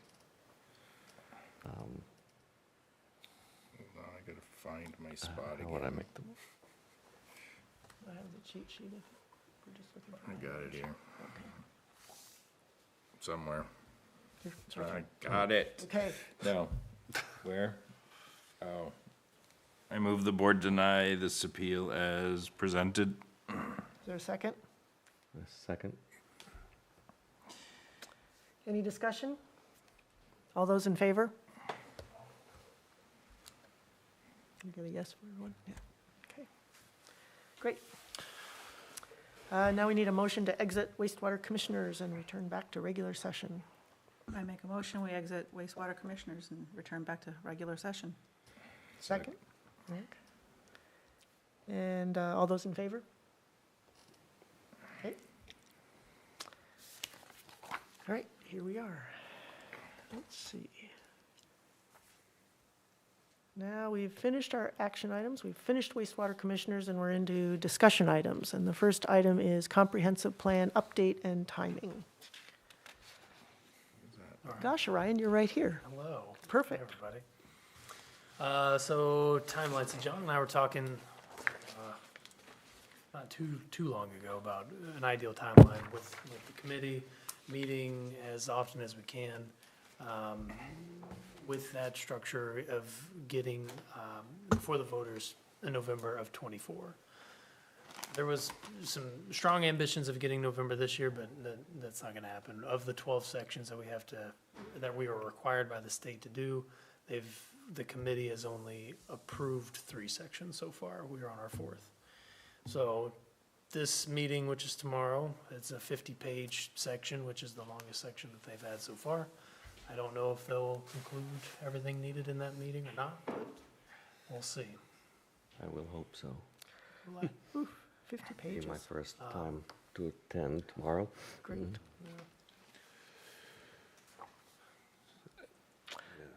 Yeah, so just, at a 20,000-foot level, feeling like this comprehensive plan, and maybe Orion, just give us a little background on what the purpose of comprehensive plans are and why this is important for the town to get this done. So the first and foremost is a legal matter of zoning and land use regulations. If we're going to uphold that, we have to have a comprehensive plan in place. So that aspect of it is a must if we're going to maintain zoning and have a envision of what Rockport is really going to look like and try to meet that goal through ordinances. Another one is grant writing. If we have a comprehensive plan on file, then it strengthens our ability to pursue grants and also an updated comprehensive plan. So those have to kind of be done regularly, and generally it's about a 10-year cycle that you would want to update a comprehensive plan. Most, you do that with a census update. And then, And we're hitting 20 years. yeah. So it doesn't really work in our favor on the grants to argue for that one, but it's okay. And then there was a third, and I'm drawing a blank, but I have those notes somewhere. But there are 3 big reasons as to why you'd want to have a comprehensive plan. And why you want to have it updated. And those 2 components are really the 2 that we care the most Critical about. ones. Yeah. I do know, when we've talked about sort of bigger picture items, we're told at various points, well, that we need to wrap that into the comprehensive plan. Once the comprehensive plan is done, then we can move on to some of these items that we've wanted to move forward as a town. And, obviously the pandemic didn't do us any service in trying to get this done. There's been a lot of turnover on the committee. We just approved a resignation today. And I think it's, and I appreciate the November of 2024 sort of proposal, but I'd like to move it to June. I feel like it's really important as a town to push this. And, I'm not trying to hang anyone out to dry, make anybody ruin their life over the next, but we're almost a year away from June of 2024. And when I hear a 50-page section, I just think, oh no, that is not going to be a useful, usable document. Yeah. And I'm not in there. I don't know what it says. I don't know how critical all of that is. But I would love to end up, and maybe it's an executive summary, but something where people can really turn to it and look at it in the future and say, oh, what did they say about zoning or land use or, so that's, I'm understanding that that's one of the major things we're going to be working on. Like I say, this will be my first time going. I would hope that we can escalate the progress compared to what it's been, from what I understand, and I will be advocating for that tomorrow if there's anything we can do. If we were to go for June, when does this have to be done? April? Like, is Roughly it X number April. of months? Like, Was that April for that ballot? April, May? Roughly So a couple April. of months before an yeah, it has election, to you'd get have to have ready this done. for, some public I mean, you might have another public meeting even before April, Yeah, right? But yeah.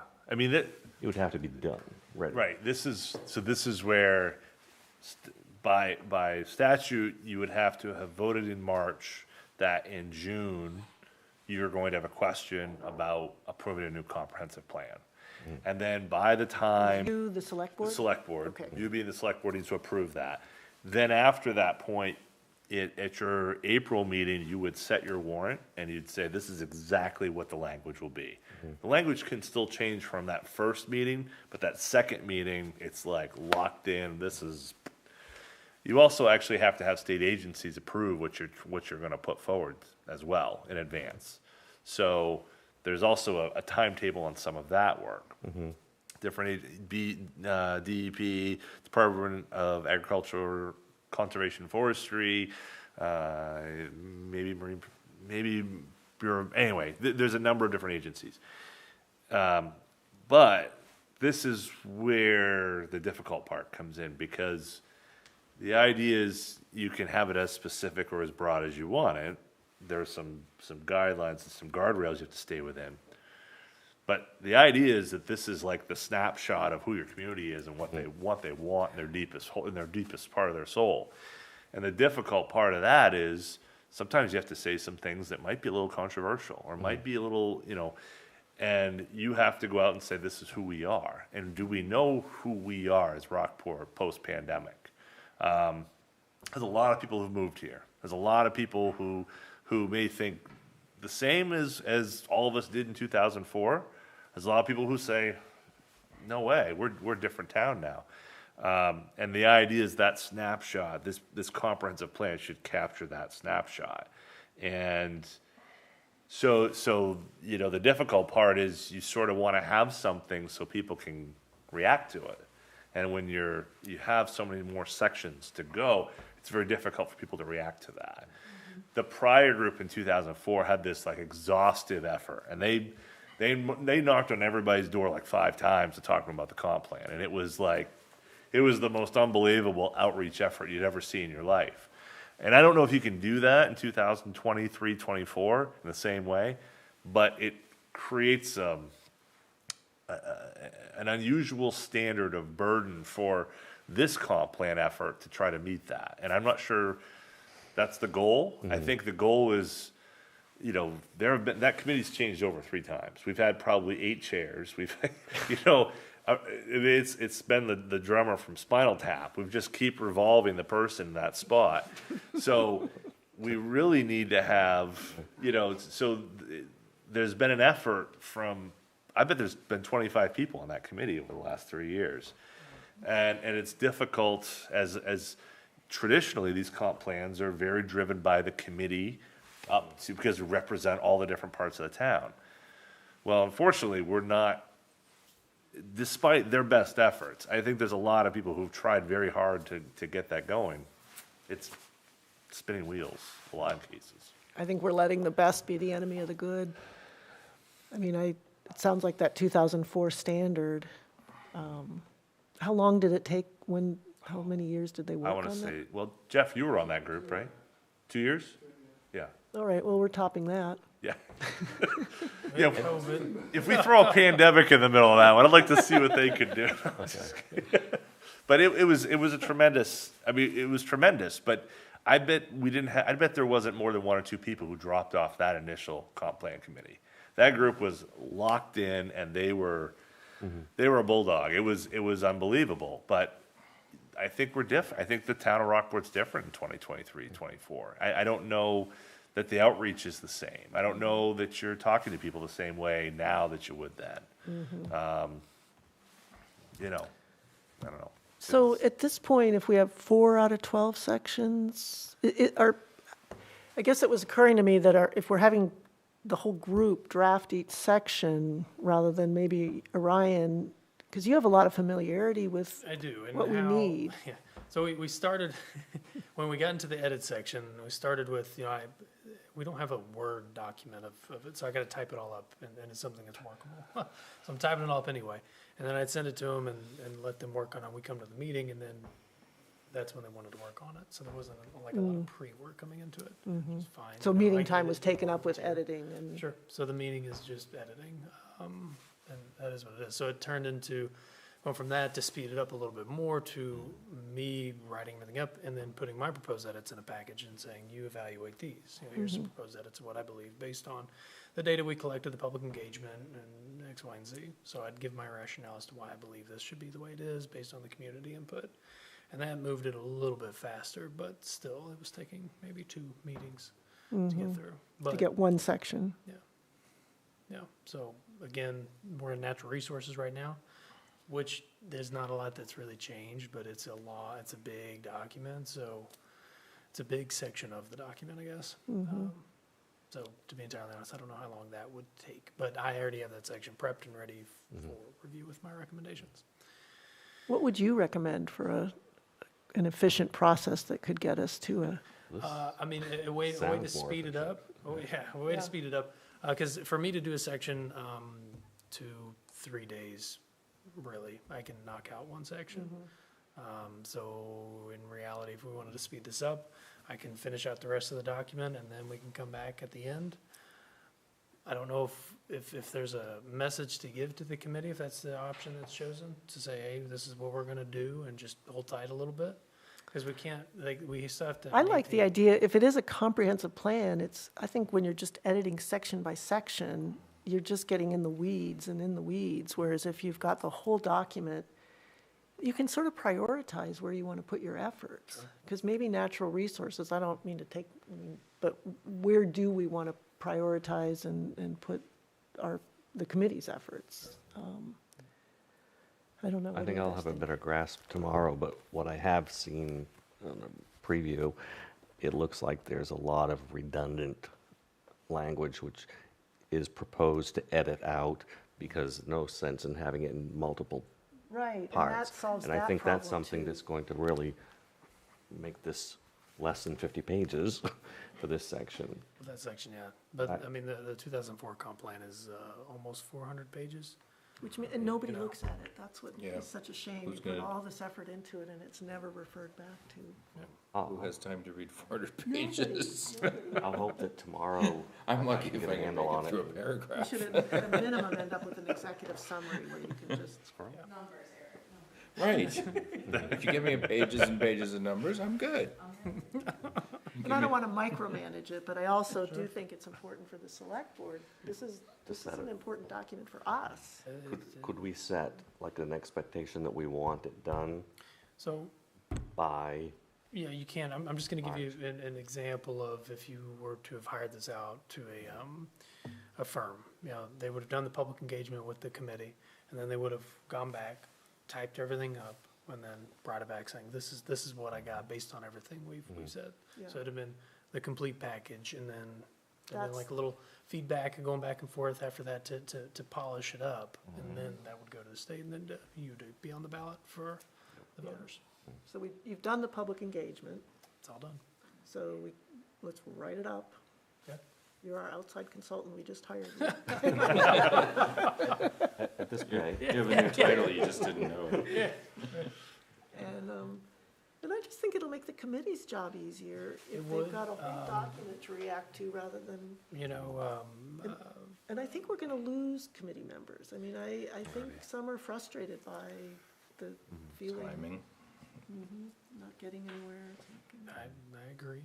Yeah. I'm going to be optimistic that tomorrow we'll see. Yeah, Michael's got this. That's overly optimistic, I hope, perhaps, No, but I I, think- 'cause but I I think you think, can carry that think it's message realistic. too. I think it's realistic to try to just pull through, Yeah.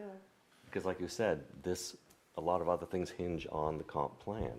We could be losing And grant if money. grant because- money and stuff like that, that's a critical thing for us. Yes. Yes. There are so many things, and I don't want to belabor it, but there's so many things that we do that can rely upon that public engagement effort and a document that the entire town says, this is how we're going to address X. That would make your job easier, my job easier, his job easier, all of us. And, you know, delaying that further just hinders us all. You talk about parking, talk about, you know, wastewater treatment. I mean, housing, I mean, density, I mean, there's no end. And, you know, we're gonna talk about the charter and some of the work like, that's the other sort of bookend to the conversation. And not coincidentally, that's kind of the way it worked 20 years ago. Those two things are the bedrock of everything else we do. I guess my question would be to the board is, because the comprehensive plan committee serves at your direction, at your pleasure. So rather than, I can tell Orion to do whatever, you know, whatever we need to do. No, I'd like Michael, I mean, But I do you think want to wait, let the committee, we can give grind through? Michael, he's heard us here. And I don't want to. No, I think it's better, no, I know where you're going. I think I would agree. I know where you're going with it, so, yeah. Yeah, and then, so Michael can sort of I'll just see if I can be help our encourage representative there, and that this is something. tomorrow Yeah. as the Yeah. liaison, Okay. yeah. And then We're when, setting a June deadline, but Yep. backing up means by March. okay. I mean, because he can report, you two can report back at our next meeting, and Okay. we can see if you still feel it's feasible or not. Yeah, I would hope so, yeah. All right. I just want to make sure there's a meeting between what we tell the committee and what I'm, right, you know, just to make sure we're all Oh, yeah. in a glove. Yeah. So, okay. I don't Does want to everyone be, have anyone have concern with that sort of, I just don't want to have anybody feel that we're jumping ahead of the committee nope, tonight, you know, but I maybe perceive it as encouraging the committee that of the importance of expediting this as quickly as we can. yeah, and authorizing Orion as our in-house expert on this kind of thing. I mean, we hired I have a feeling, Orion for that, Yeah. in part, because we don't have that expertise. and that's kind of how it's been morphing anyway, right? That's how it's been going anyway. Okay, so So there should be, instead of just doing one section at a time, I would just crank out the rest of the document. Okay. Yeah, I really don't think that the committee members would have an issue with that. Yeah. I really don't. yeah. okay. They've been I'm- pretty They might be receptive to that. relieved. They might be relieved. I'll be looking forward to tomorrow. I mean, sincerely, Yeah, no, Like- thank you. I think it's, Yeah. yeah. Sounds good.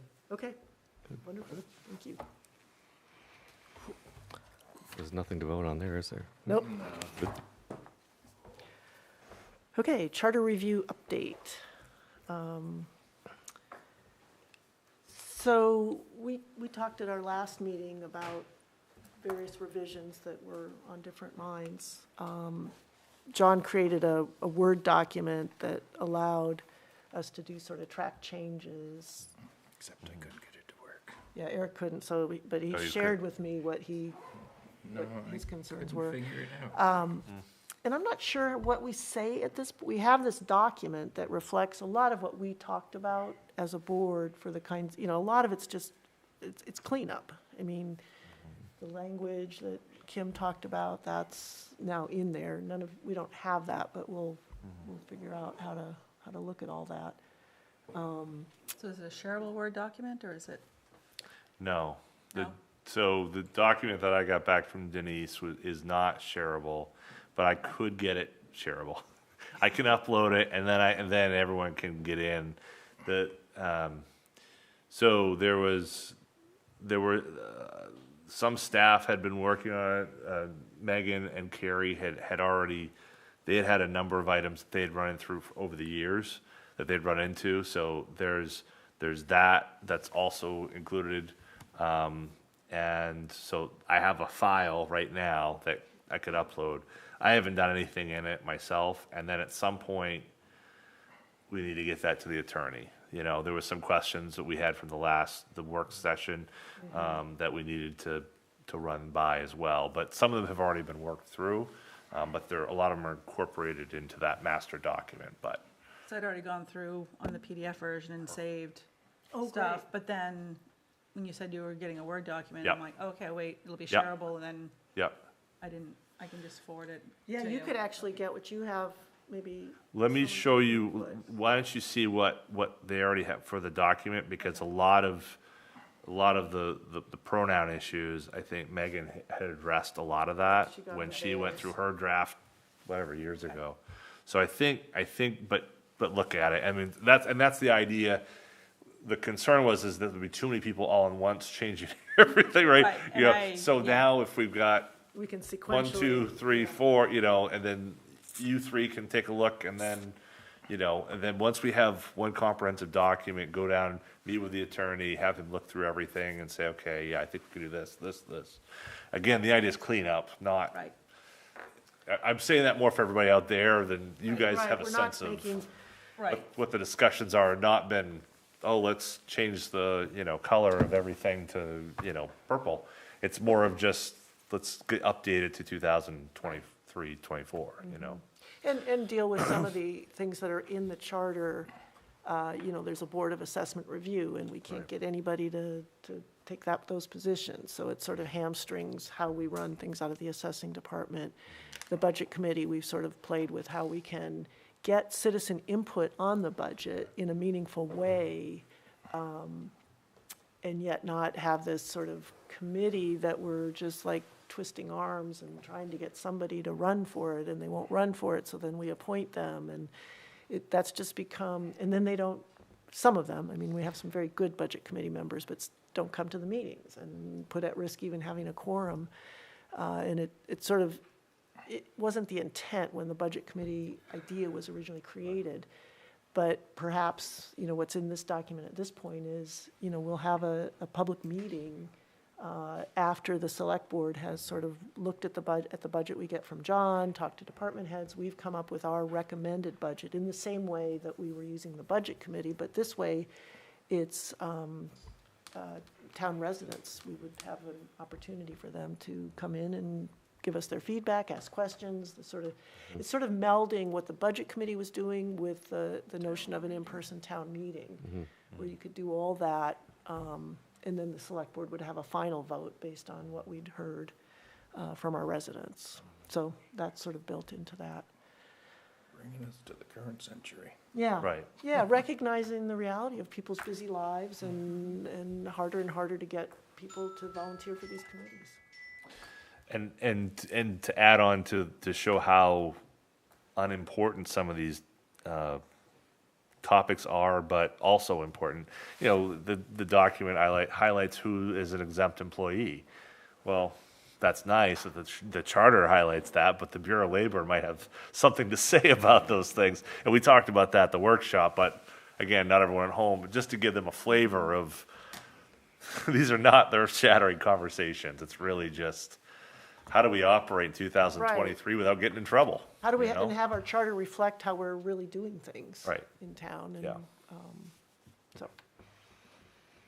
Plus to add on all those annoying repetitive Oh, yeah. annual questions. Yes, exactly. That was where this all Yes, started. exactly, we're right. trying to reduce the size of the warrant that we publish out to everyone, Exactly. so, Yep. okay.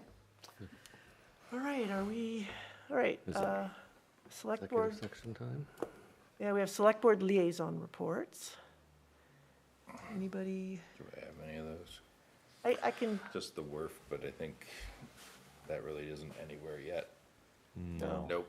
yeah, still in It's down process. to trying to determine location and basically it's kind of starting over with the whole idea Yeah, as to location, type of plant, Yeah. cost of plant.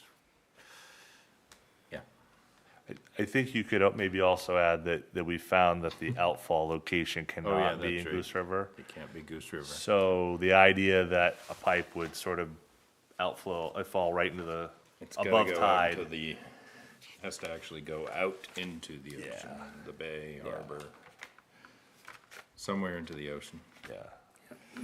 So that changes, it changes some things, it doesn't change everything, but it changes enough to just maybe slow down and reconsider options and the like. So that group is putting together an RFP, and we'll be looking to try to bring in consultants to look at that next phase. So that's been a lot of meetings on that front, I'd say, over the last month. I can report just quickly on Parks Committee, lots of stuff going on around town, cleaning up gardens, planting. Harbor Park is looking very nice, thanks to some contract employees who've come in there and cut it all down just in time for the Sweet Chariot Music Festival last night in Harbor Park, and that was a very well-attended event. Everybody enjoyed it. We had great weather, and it's just fun to see our parks get used in that way. Most of the other committees I'm working with didn't meet. I did the EMS review committee meeting the other night. They presented their response times, and they're staying within their commitment on their response times, Northeast is. They did share that their transfer business is down significantly from last year, with the addition of, I believe it's North Star, which I don't have the numbers in front of me, but I think it was, what, 250 to 325,000? That's what Yep. they're looking at, a difference on their income from that. They did talk about some cost-cutting measures based on when the run times were and what rigs they were going to, how many they were going to have on the overnight shift. I think just one for now, and then during the day, a second one for an extended period of time, and then the third one for a little shorter time during the busy times. Plus, they have the paramedic response vehicle that they use as well. So they're working on ways just to be more efficient with their costs. And I'm not sure where that's all going to pan out to the contract. Great. Thank you for staying on top of that. I had one Conservation Committee meeting that I was able to get to. Well, I think the only one. And they were pleased to have representation or liaison from the Select Board attending, so I was happy for that. You probably all know they had a $50,000 grant that they had received. As of the meeting a couple weeks ago, no money has been expended from that yet, but they were lining up to do that with a couple of contracts for some analysis. And they are hoping to get good interactions with the town office and to help get some momentum on an inventory that they're looking to do. And I think there are probably many good reasons why things are the way they are, because I think it's more complicated than it might seem.